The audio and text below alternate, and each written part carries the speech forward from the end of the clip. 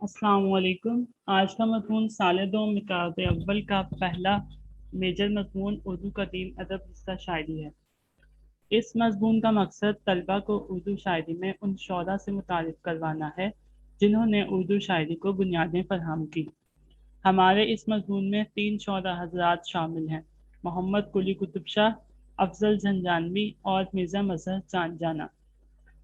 हम आज सबसे पहले कुली कुतुब शाह के बारे में मुताला करेंगे और कुली कुतुब शाह को पढ़ने से पहले हम ये देखेंगे कि हमारी उर्दू की शुरुआत दक्कन यानी जनूबी हिंदुस्तान में कैसे होती है। दुनिया में जब भी किसी नई ज़ुबान का इत्तका होना शुरू होता है तो उसके अदब में सबसे पहले जो चीज़ पनपती है वो शायरी है। उर्दू ज़ुबान का भी जब इत्तका होता है तो उसमें भी हम सबसे पहले जिस अंसर को तरक्की करते हुए देखते हैं वो शायरी है। उर्दू फ़ातिहीन की ज़ुबान है। इसे मुसलमान अपने साथ लेकर तो नहीं आए थे, मगर ये ज़ुबान मुसलमानों के ज़ेर असर ही परवान चढ़ी। जब मुसलमान दुनिया में फैलने लगे, तिजारत करते हुए मुसलमानों ने हिंदुस्तान का भी रुख किया। ये अरब ताजिर इस्लाम लाने से पहले भी हिंद आया करते थे। ख़ास तौर पर जनूबी हिंदुस्तान की साहिली पट्टियों पर मुसलमान आबाद थे। फिर 712 ईस्वी में नामवर जनरेल हजाज बिन यूसुफ के दामाद और भतीजे मोहम्मद बिन कासिम ने सिंध को फतह किया। उनके अखलाक से मुतासिर होकर हिंदुस्तान ने ख़ास तौर पर सिंध के कई हिंदू मुसलमान हो गए और यहाँ पर आहिस्ता आहिस्ता मुसलमान फैलने लगे। उसके बाद फिर मुसलमान फातहीन का एक लंबा दौर आता है जिसमें हमारे पास सुल्तान महमूद गजनवी जिन्होंने हिंदुस्तान पर 17 हमला किए। 1712 से 1706 तक बरसकीत के अंदर मातहत इस्लामी हुकूमतें कायम हुई, लेकिन कोई आज़ाद हुकूमत कायम नहीं हो सकी थी। 1206 ईस्वी में पहली मरतबा बरसकीर के अंदर सुल्तान सुल्तान के इंतकाल के बाद एक आज़ाद मुस्लिम रियासत कायम हुई जिसका मरकज़ दिल्ली था। ये ख़ानदान ममलूक ख़ानदान कहलाता है जिन्होंने यहाँ पर सबसे पहले आज़ाद हुकूमत कायम की। उसके बाद यहाँ पर दूसरी आज़ाद हुकूमत जलालुद्दीन खिलजियों की है। जलालुद्दीन खिलजी जिसके बादशाह थे। 1290 ईस्वी में गुलामा ख़ानदान का उन्होंने ख़ात्मा किया और ख़ुद दिल्ली के तख्त पर तख्तनशी हो गए। इनका भतीजा अलाउद्दीन खिलजी जो जलालुद्दीन खिलजी के बाद खुद भी इस ख़ानदान का दूसरा बादशाह बना, उसने 1294 ईस्वी में जनूबी हिंदुस्तान को अपना मदार बना लिया और यहाँ पर अमीरान सदा का निज़ाम कायम किया। अमीरान सदा से मुराद ये है कि हर 100 गांव पर एक अमीर मुकर्रर किया। उसके बाद सुल्तान मोहम्मद तुगलक का ज़माना आया जिसने जनूबी हिंदुस्तान में देवरागिरी में एक किला तामीर करवाया जिसका नाम दौलताबाद रखा और वहाँ पर एक आज़ाद और उसको अपना दारकूमत बनाया। सुल्तान मोहम्मद तुगलक ने दिल्ली की आवाम को यह हुक्म दिया कि वो तमाम के तमाम दौलताबाद हिजरत कर जाएं। सुल्तान का फरमान सुनकर आधे से ज़्यादा दिल्ली खाली हो गया और दिल्ली की ये आवाम सारी की सारी आवाम दौलताबाद पहुंच गई। अब ये सिर्फ ज़ुबान लोगों की हिजरत नहीं थी, बल्कि ये एक ज़ुबान एक तहजीब की भी हिजरत थी।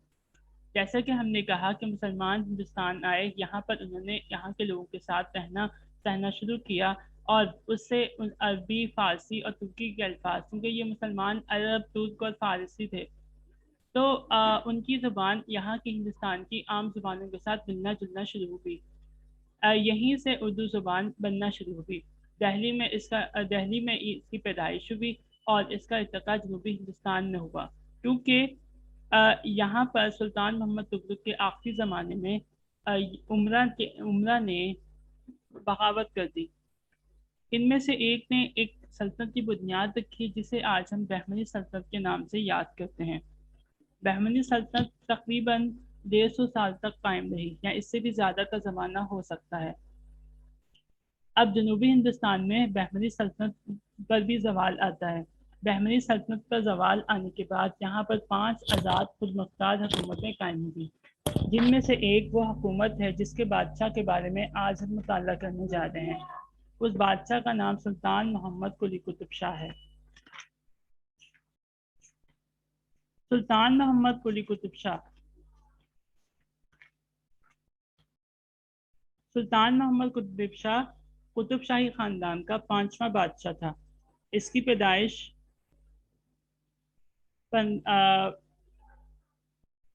1565 ईस्वी में जुम्मे के रोज हुई। इसके दादा का नाम कुली कुतुब शाह था। इसके वालिद का नाम इब्राहिम कुली कुतुब शाह था, जो कि इस खानदान के चौथे बादशाह थे। इब्राहिम कुली कुतुब शाह अब 1580 के अंदर इंतकाल कर जाते हैं, और उनके इंतकाल के बाद जो है मोहम्मद कुली, जो कि जिसकी उम्र सिर्फ उस वक्त 14 बरस होती है, इसे तख्त पर बिठा दिया जाता है। तख्त नशीनी की खुशी में मोहम्मद कुली ने वज़रा, उमरा, उल्मा और अवाम को दिल खोलकर नवाजा। अपनी सखावत और इंसाफ पसंदी की बिना पर अवाम में हर दिल अजीज़ी हासिल की। आहिस्ता आहिस्ता लोग गोलकंडा आने लगे। जब मोहम्मद कुली ने देखा कि शहर की आबादी बढ़ चुकी है, तो इसने एक अजीमशान शहर हैदराबाद की बुनियाद रखी। उसका पुराना नाम भागनगर और हैदर नगर था। तारीख फरिश्ता में शहर की खूबसूरती को इन लफ्ज़ों में बयान किया गया है। शहर का दौर 10 मील के करीब, और बाजार और रास्ते हिंदुस्तान के और शहरों के बरखिलाफ कुशादा और साफ हैं। आबो हवा लतीफ़ और पाक है, और बहती हुई नदियाँ बाज़ बड़े बड़े बाजारों के पास से होकर गुजरती हैं। सड़कों के दोनों जानिब सायादार दरख्त हैं, जो नज़र को निहायत भले मालूम होते हैं। दुकानें पुख्ता हैं। बादशाही महलात हिंदुस्तान के और शाही महलों से बहुत ज़्यादा शानदार और खुशनुमा बयान किए जाते हैं। मोहम्मद कुली ने अपने दौर में बेशुमार ईदें और त्यौहार मनाने का रिवाज कायम किया था, जिसमें रियाया के साथ साथ वो खुद भी शरीक होता था। मोहम्मद कुली शिया मसलक से वाबस्ता था, लिहाजा मुहर्रम की तकरीबात नहायत शान शौकत से मनाई जाती थी, जिसमें न सिर्फ मुसलमान बल्कि हिंदू भी शिरकत करते थे। इसने अपनी ज़िंदगी में ज़्यादातर रकम इमारतें तामीर करवाने और आवाम की भलाई के लिए खर्च की। इसके दरबार के खास इंजीनियर अबू तालिब लिखते हैं कि 70 लाख के करीब अखराजात इमारतों की तामीर पर सर्फ हुए। हर साल मोहम्मद कुली 60,000 रुपये मजावरों और खादमों के वजीफ़ों और अयाम अशूरा के पकवान में खर्च किया करता था। इसके अलावा 10वीं मुहर्रम की फातह ख़वानी पर गरीबों और मुस्तहिकों में हर साल 12,000 रुपये तकसीम किए जाते थे। इसने अपने ज़माने में सिर्फ मुहर्रम के लंगर में 1,34,40,000 रुपये खर्च किए। मोहम्मद कुली जहाँ एक सखी, नेकदिल और फयाज इंसान था, वहीं वो एक अयाश पसंद बादशाह भी था, जिसके हरम में मुल्क की नौखेज हसीनाएं हर वक्त मौजूद रहती थी, जिनमें से 12 को खास मुकाम हासिल था। मोहम्मद कुली ने जितनी दाद एश वसूल की, इसके अलावा किसी और कुतुबशाही बादशाह को वो नसीब न हुई। पर जहाँ वो पूरा साल में नोशी में गल्फ रहता था, वहीं हमें ये देखने को मिलता है कि साल के 2 महीने वो मैं के करीब भी नहीं जाता था। मुहर्रम और रमज़ान में ये ख़ास हुक्म था कि ऐशो इशात की तमाम चीज़ों को ढांप दिया जाए। वो खुद भी रमज़ान के रोज़े रखता था, और सबको भी यही ताकीद थी। मोहम्मद कुली वो पहला ऐसा बादशाह था जिसने दाढ़ी मुंडवाई और हिंदुस्तानी लिबास ज़ेबतन किया। वो अहले दक्कन की तरह कंधों पर चादर ओढ़ता था। हजीरू की तरह ये अजीम शान बादशाह अपने वक्त का नामवर शायर 11 जनवरी 1611 ईस्वी को दुनिया फ़ानी से कूच कर गया। उस वक्त इसकी उम्र महज 47 साल थी। अब हम मोहम्मद कुली शाह की शायरी के मौज़ूआत के बारे में बात करेंगे।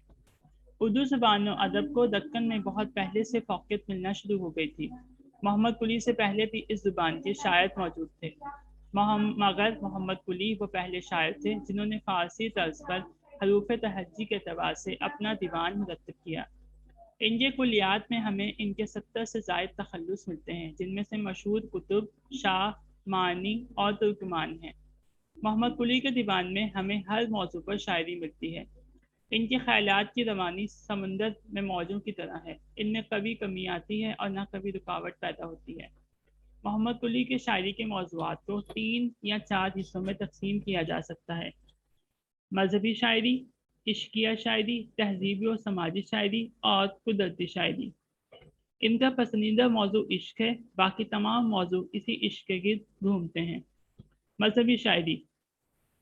हम मोहम्मद कुली के दीवान में हम के उन्वान से 4 गज़लें मौजूद हैं। इनकी ज़ुबान ज़रा पुरानी है, इस वजह से हमें अशार पढ़ने और समझने में दुश्वारी पेश आती है। मिसाल के तौर पर कुली कुतुब शाह कहते हैं: तुझ नाम मुंज आराम है, तुझ नाम मुंज आराम है, जियो तुझ काम है,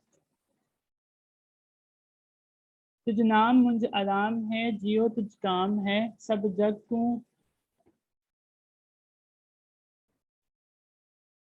تجھ سو کام ہے، سب جگ کو تجھ سو کام ہے، تجھ نام جب مالا ہوا۔ یہ کلیت شاہ کی شاعری میں ہم کے اشعار ہیں۔ تجھ نام منج آرام ہے، جیو تجھ کام ہے، سب جگ کو تجھ سو کام ہے، تجھ نام جب مالا ہوا۔ اس کے بعد کہتے ہیں مانی کے سومیلے کپڑے نہ دیکھ کے عاشق ہے، سو کپڑے کار کے دیکھو کہ پکڑیا ہے تمن در کو۔ یہ بھی ہم کا شعر ہے۔ اس کے بعد نعت۔ محمد قلی کے عاشق مزاج سلطان تھا، اپنی اس زندگی کو ترک کرنا اس کے لیے ممکن نہیں تھا۔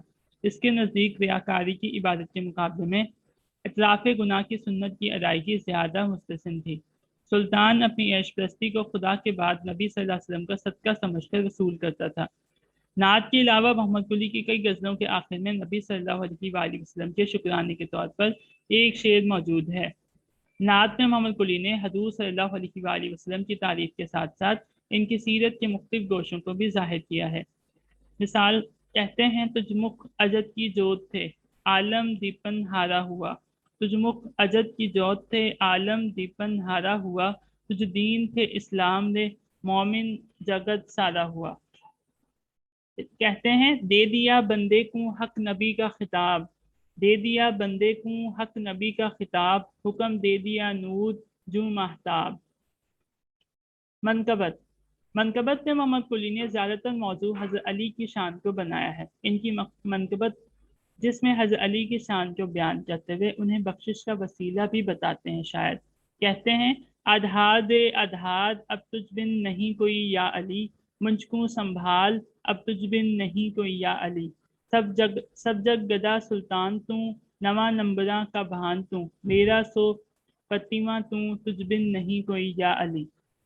مناجات۔ محمد قلی کی مذہبی شاعری میں سب سے اہم ان کی مناجات ہیں۔ یہ مناجات انہوں نے شہر حیدرآباد کی بنیاد رکھتے وقت کی تھی۔ دعا کرتے ہیں کہ اے خدا میرے اس شہر کو ایسا آباد کر جیسا دریا میں مچھلیاں ہوتی ہیں۔ مناجات کا موضوع رعایا کی خوشحالی اور سلطنت کے تحفظ کی دعا ہے۔ یہ دعا ہمیں یہ سبق سکھاتی ہے کہ اللہ تعالیٰ سے ہمیشہ جامع دعا مانگنی چاہیے، نہ کہ چھوٹی باتوں کی۔ کہتے ہیں مناجات میری تو سن یا سمی، منجے خوش تو رخ رات دن یا سمی۔ بھلا کر بھلا منجسوں جو ہووے کا، برا کر برا بنجسوں جن یا سمی۔ میرے دوستاں کو ند جنت، میرے دشمناں کو اگن یا سمی۔ آباداں کر میرا ملک میرا سوں تو، ایسا سوں تو دے میرا سن یا سمی۔ شکل تخت پر میرا یوں تخت کر، انگوٹھی پہ جو ہے نگی یا سمی۔ میرا شہر لوکاں سوں یوں معمور کر، رکھیا جو تو دریا میں من یا سمی۔ مرثیہ۔ محمد قلی کی شاعری قلی قطب شاہ اردو زبان کا وہ پہلا شاعر ہے جس نے واقعہ کربلا کے متعلق پردرد مرثیے لکھے ہیں۔ قصیدہ۔ محمد قلی نے فارسی روایت سے ہٹ کر نئے انداز میں قصائد لکھے۔ ان کے زیادہ تر قصائد مذہبی ہی ہیں۔ عید میلاد النبی پر لکھے گئے قصیدے کا مطلب ملاحظہ کیجیے۔ کہتے ہیں نبی مولود لیا یا ہے خبر سرتے خوشی کا، صدا سلوات بھیجو سب محمد ہو علی کا۔ محمد قلی کے قصیدوں میں تشبیہ اور گریز نہیں ملتا، صرف مدح اور دعا ملتی ہے، کیونکہ وہ خود بادشاہ تھے، اس وجہ سے تشبیہ کہنا جو ہے انہوں نے اسٹارٹ نہیں کیا تھا۔ نظم نگاری۔ محمد قلی نے نظمیں غزل کی صورت میں مسلسل اور مضبوط لکھی ہیں۔ محمد قلی نے نظمیں غزل کی صورت میں مسلسل اور مضبوط لکھی ہیں۔ ان نظموں کو 3 حصوں میں تقسیم کیا جا سکتا ہے: مذہبی نظمیں، عشقیہ نظمیں، سماجی نظمیں۔ یہاں ہم اس کی مذہبی نظموں کا مطالعہ کریں گے کیونکہ ہم نے محمد قلی کی مذہبی شاعری کو پڑھنا شروع کیا ہے، تو ہمیں جو ہے ان کی مذہبی اور عشقیہ شاعری میں ایک جیسا ہی جوش اور جذبہ دیکھنے کو ملتا ہے۔ وہ جتنا زیادہ عیاش اتنا ہی مذہبی بھی دکھائی دیتا ہے۔ اس کی مذہبی نظموں میں حمد، نعت، منقبت، مدح حضرت بی بی فاطمہ، عید میلاد النبی صلی اللہ علیہ وآلہ وسلم، عید باسط نبوی، عید سوری، عید میلاد مولود علی، عید گدیر، عید رمضان، بقر عید وغیرہ شامل ہیں۔ جیسے کہ مشب معراج کی حوالے سے کہتے ہیں، یک کرامت انو کا نی کسی پیغمبر میں، سب نبیاں میانے ہمارے ہی نبی صحب معراج۔ اب ہم بات کریں گے قلی قطب شاہ کی عشقیہ شاعری کے بارے میں۔ محمد قلی قطب شاہ کا پسندیدہ موضوع عشق ہے۔ عشق کے تعلق سے ہم دیکھ سکتے ہیں کہ اس کے حرم میں بے شمار حسین خواتین موجود تھیں، جن میں سے 12 کو وہ بے حد عزیز رکھتا تھا۔ محمد قطب شاہ نے ان کا نام دے کر شاعری کی ہے۔ اس کی عشقیہ شاعری میں صنف نازک کے تعلق کے حوالے سے 4 اصناف شاعری کو یہاں بیان کیا جا رہا ہے: غزل، ریختی، رباعی اور نظمیں۔ محمد قلی قطب شاہ کے عشقیہ کلام پر تبصرہ کرتے ہوئے بابائے اردو مولوی عبدالحق لکھتے ہیں کہ محمد قلی قطب شاہ کا کلام 400 برس پہلے کا ہے، لیکن موجودہ زمانے کی عشقیہ شاعری کو سامنے رکھ کر دیکھا جائے تو پتہ چلے گا کہ صرف زبان میں تھوڑا سا فرق ہے، ورنہ وہی باتیں، وہی بحریں، وہی مضمون اور وہی طرز ادا۔ محمد اکبر الدین صدیقی لکھتے ہیں کہ دکنی شاعری میں اس نے شبابیات کے جو موضوع باندھے ہیں، اس کے دور میں کوئی اور نظیر نہیں ملتی۔ اس کا سبب اس کا بادشاہ ہونا ہے۔ اس نے جو داد عیش دی ہے، کسی اور قطب شاہ کو اس کا موقع نہ ملا۔ اس کا محل ہمیشہ نوخیز حسیناؤں سے بھرا رہتا۔ بعض محبوباؤں کو تو اس نے محل بنوا دیے۔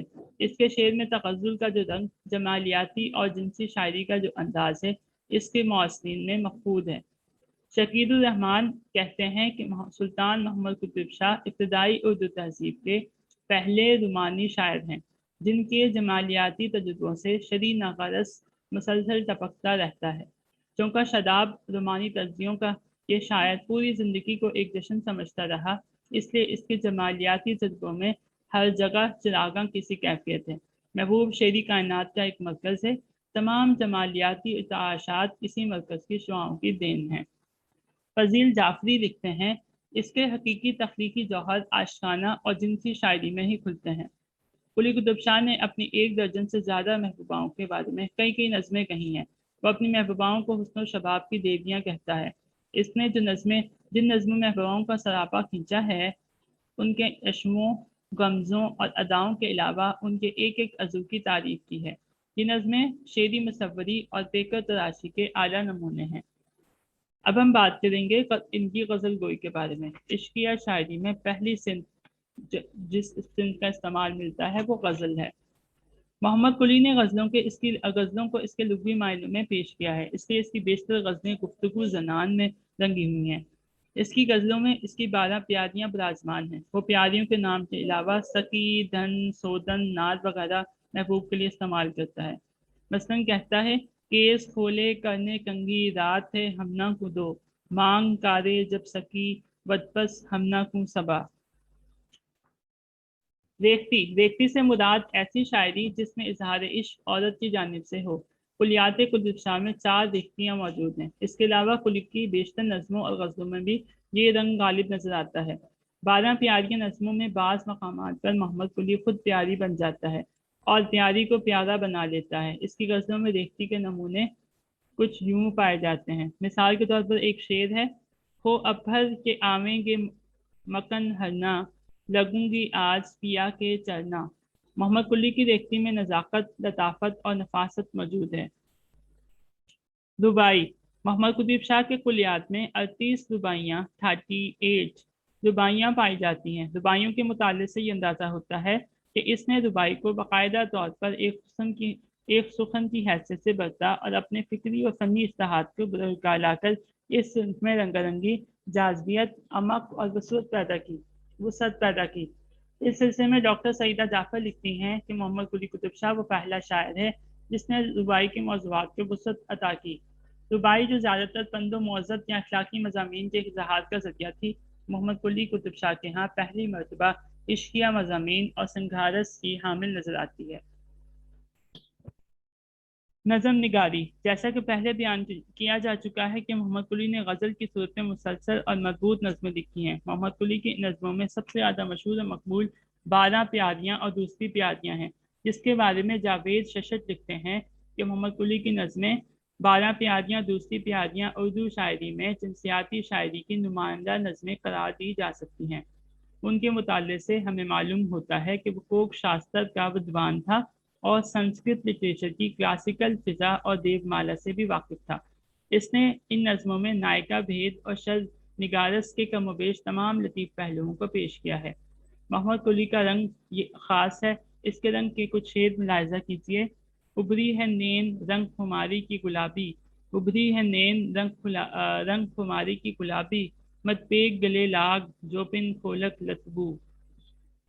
मोहब्बत प्याला परियां ले खरियां, शायर कहता है मोहब्बत प्याला परियां ले खरियां, जिसे यूं उनन हथ में जो शोर चंदर। उसके बाद हम बात करेंगे इनकी तहजीबी शायरी की। तहजीबी और समाजी शायरी। मोहम्मद कुली शाह की शख्सियत की सबसे ख़ास बात है कि एक बादशाह को अपने मुल्क, तहजीब और रियाया से इस कदर मोहब्बत थी, बल्कि यूँ कहना चाहिए कि मोहम्मद कुली को हिंदुस्तान की गंगा जमनी तहजीब से इश्क था और अपने वतन हिंदुस्तान से बेपनाह मोहब्बत थी। इसकी शायरी में मौसमों, त्योहारों, फूलों और फलों पर तवील नज़में मिलती हैं। इसकी शायरी में पूरा हिंदुस्तानी समाज समोया हुआ है। जब हम मोहम्मद कुली के दीवान का मुताला करते हैं तो हमें उसकी शायरी में बड़ा तनव्वु और रंगारंगी देखने को मिलती है। मोहम्मद कुली के दीवान में हमें हिलाल ईद, तरकारी, फल, फूल, सालगिरह, रस्म जलवा, दीगर रस्मात, शादी ब्याह, शब मिराज, ईद रमज़ान, ईद उल अज़हा वगैरह पर बेशुमार नज़में मिलती हैं। ये मोहम्मद कुली की नज़मों का तीसरा रंग है जिसमें पूरी गंगा जमनी तहजीब मौजूद है। बाबाए उर्दू मौलवी अब्दुल हक लिखते हैं कि सुल्तान मोहम्मद कुतुब शाह के दीवान में एक नई बात देखी गई है जो उर्दू के शोरा में सवाए सौदा और मजीद के किसी दूसरे के कलाम में नहीं पाई जाती। वो ये है कि इसने अपनी शायरी को सिर्फ हम, नात, मनकबत और मरसियत तक ही महदूद नहीं रखा, बल्कि इंसानी मुआशरत और मुजाहरा फितरत कुदरत पर भी नजर डाली है। मसलन मुतादिद मसनवियाँ फलों, फूलों और पौधों पर हैं जिन्हें हम इनकी कुदरती शायरी में शामिल कर सकते हैं। मोहम्मद कुली की एक नज़म जो बहुत ही आसान है, गज़ल। कहते हैं पियाबाज प्याला पिया जाए ना, पियाबाज यकफिल जिया जाए ना। कहे थे पिया बिन सबूरी करूं, कहे थे पिया बिन सबूरी करूं, किया जाए अम्मा किया जाए ना। नहीं इश्क जिसको दो बड़ा कूद है, नहीं इश्क जिसको दो बड़ा कूद है, कभी इससे मिल बीसिया जाए ना। कुतुब शह न दे मुझ दीवाने को पन, दीवाने को कुछ पन दिया जाए ना। इसके साथ ही हमारा ये लेक्चर यहाँ पर अपने ख़िताम को पहुँचता है।